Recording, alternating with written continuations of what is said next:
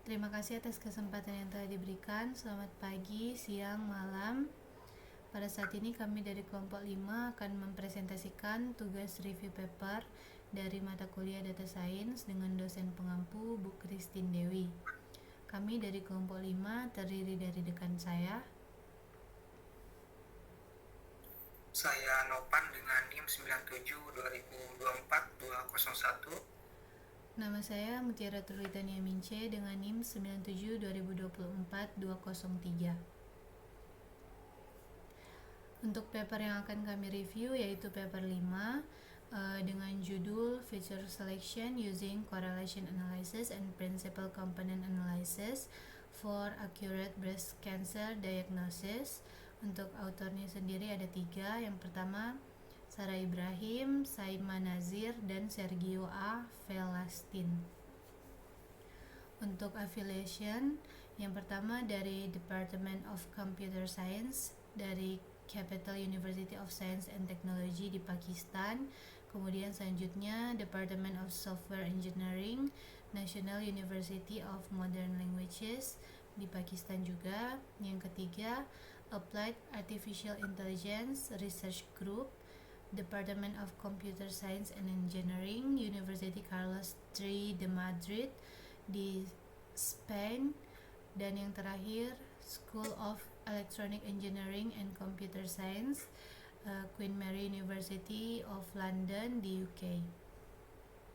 Untuk nama jurnalnya sendiri Journal of Imaging volume 7 nomor 11 dan dipublish di tanggal 26 Oktober tahun 2021.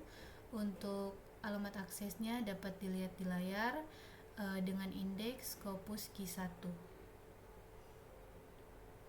Selanjutnya untuk pembagian presentasinya saya akan menjelaskan di bagian Introduction, Related Work, Methodology Heatmap. Kemudian rekan saya akan menjelaskan sisa dari penjelasan metodologi, Experiment and Result, Conclusion, dan kelebihan dan kekurangan. Yang pertama, untuk introduction-nya, penelitian ini menyoroti tentang salah satu penyakit yang menyebabkan kematian terbanyak terjadi pada wanita, yaitu kanker payudara. Penelitian ini juga menjelaskan peran Artificial Intelligence atau AI dalam membantu di bidang medis untuk meningkatkan otomatisasi diagnosis penyakit dan menghasilkan kinerja yang baik. Khususnya dalam penelitian ini memiliki tujuan untuk meningkatkan performa diagnosis pada kanker payudara yang akurat dengan memanfaatkan algoritma machine learning dan penggunaan teknik pemilihan fitur serta teknik ensemble. Untuk literatur terdahulunya yang digunakan dalam penelitian ini sebagai pendukung membahas beberapa penelitian yang sudah dilakukan sebelumnya menggunakan beberapa model machine learning untuk mendiagnosis kanker payudara seperti decision tree, artificial neural network, dan penggunaan model algoritma lainnya dengan mencapai beragam akurasi model yang diusulkan mulai dari 90% hingga 99%. Dari beberapa penelitian terdahulu yang digunakan dalam penelitian tersebut lebih mengevaluasi pada akurasi, yaitu nilai dari true positif dan true negatif, namun masih kurangnya mengukur kinerja pada false positif dan false negatif yang menekankan seberapa penting nilai tersebut, sehingga hal tersebut menjadi gap dari penelitian yang dilakukan.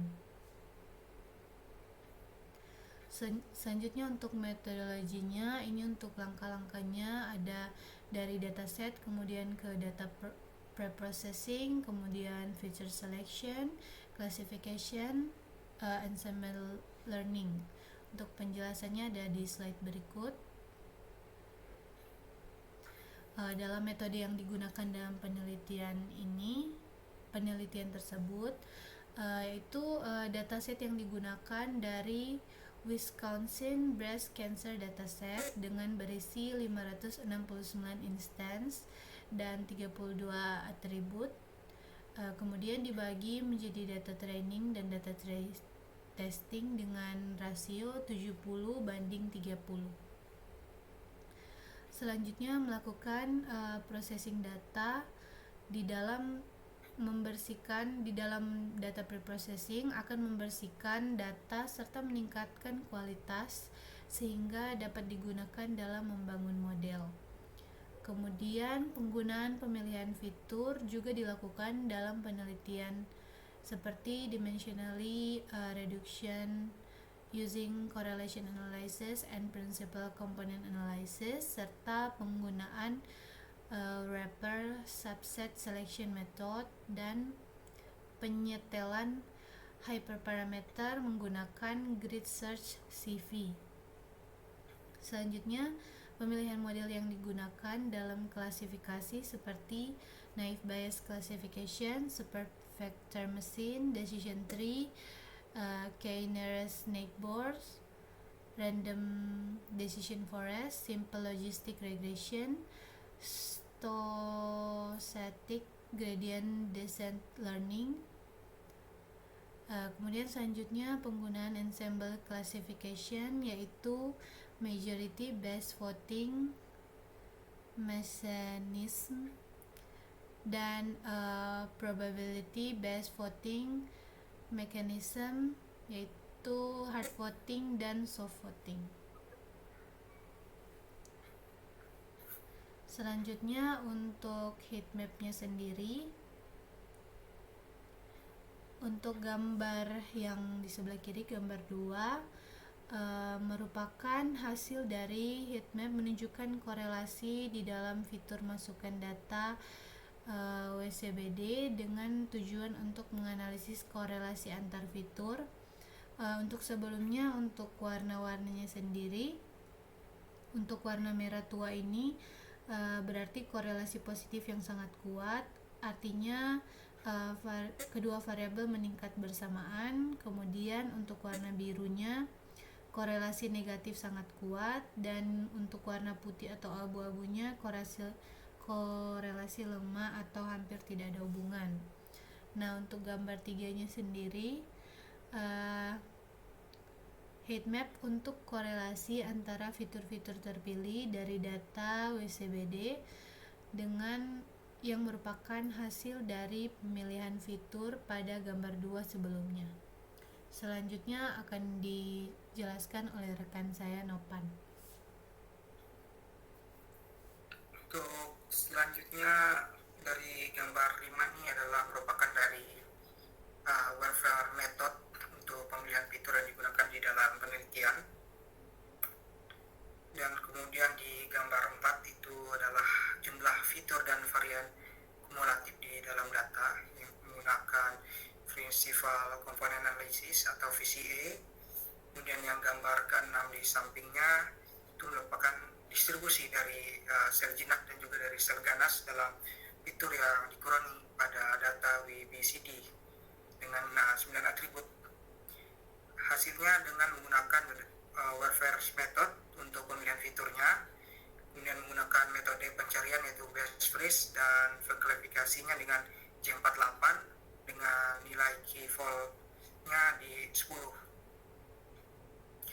Kemudian untuk eksperimen dari result, data set WBCD itu berisi dari 569 basis data dengan 357 data jinak dan 212 itu data ganas.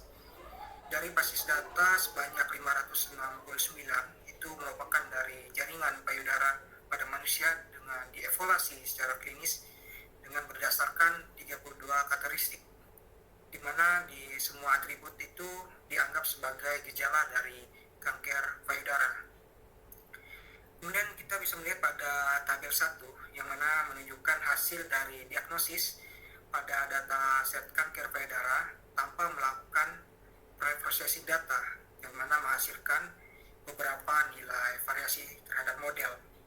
Model terbaik itu didapat oleh random decision forest. Kemudian di tabel yang kedua itu menunjukkan hasil dari diagnosis pada dataset kanker payudara dengan menggunakan fitur dan hiperparameter VCA dan juga dari correlation analysis, yang mana menunjukkan model simple logistic regression learning terbaik dalam melakukan evaluasi. Nah, kemudian di tabel 3 itu adalah penerapan dari SML voting setelah processing data dengan menggunakan metode pertama, yang menunjukkan dari hasil SML soft voting itu mencapai akurasi yang terbaik, di mana dari akurasinya hingga pada F2 measures. Kemudian di tabel yang keempat itu merupakan perbandingan dari kinerja model yang diusulkan dengan menerapkan metode warfare feature selection, yang menunjukkan bahwa model terbaik itu oleh simple logistic regression learning. Nah, selanjutnya di tabel yang kelima itu menunjukkan dari penerapan SML voting setelah melakukan processing data dengan metode warfare feature subset selection, di mana menunjukkan SML soft voting itu mendapatkan hasil yang terbaik dari akurasinya hingga F2 measures. Nah, di dalam tabel ke-6 ini adalah perbandingan dengan penelitian yang dilakukan dengan beberapa penelitian terdahulu. Nah, dari penelitian yang dilakukan itu menunjukkan hasil metode yang diusulkan mencapai nilai akurasi yang baik dan unggul di dalam beberapa penelitian terdahulu. Meskipun di akurasi yang tertinggi itu di penelitian oleh Asili et al. Dengan judul Assembled Machine Learning Method untuk classifiernya, dan di akurasinya itu di 99,42%. Kemudian untuk conclusion atau kesimpulan dari penelitian yang dilakukan menyebutkan bahwa dalam penelitian medis nilai seperti false positif dan false negatif itu sangat penting, sehingga dalam penelitian tidak hanya berfokus di dalam akurasi, tapi juga berfokus dalam kinerja evaluasi seperti precision dan juga recall.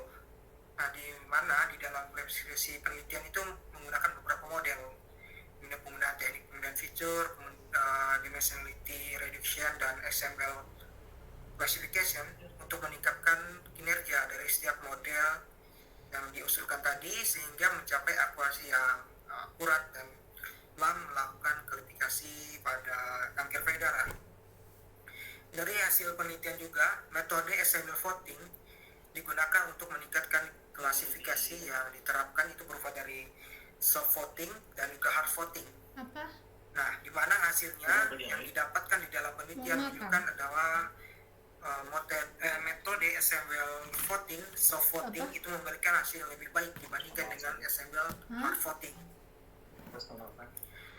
Kemudian dari kelebihan dan kekurangan di dalam penelitian, yang pertama dari kelebihan itu adalah metodologinya yang digunakan dalam penelitian itu sangat jelas. Kemudian yang kedua menggunakan evaluasi yang lengkap dan penggunaan beberapa teknik di dalam meningkatkan model. Ada beberapa teknik yang digunakan tadi. Kemudian dari yang kelebihan yang ketiga itu perbandingan yang kuat dari beberapa penelitian-penelitian terdahulu, yang menunjukkan bahwa penelitian ini menghasilkan akurasi dan beberapa precision dan recall yang baik. Untuk kekurangan penelitian yang digunakan, yang pertama dataset yang digunakan masih tergolong sedikit dan terbatas, di mana data yang sedikit ini bisa memungkinkan overfitting pada potensial pada model algoritma. Kemudian yang kedua masih kurangnya penerapan perbandingan antara penggunaan machine learning dan juga dari model deep learning. Kemudian yang ketiga kurangnya penerapan untuk analisis terhadap biaya komputasi di dalam menjalankan model-model yang diterapkan. Sekian dari presentasi kelompok 5, kami mengucapkan terima kasih.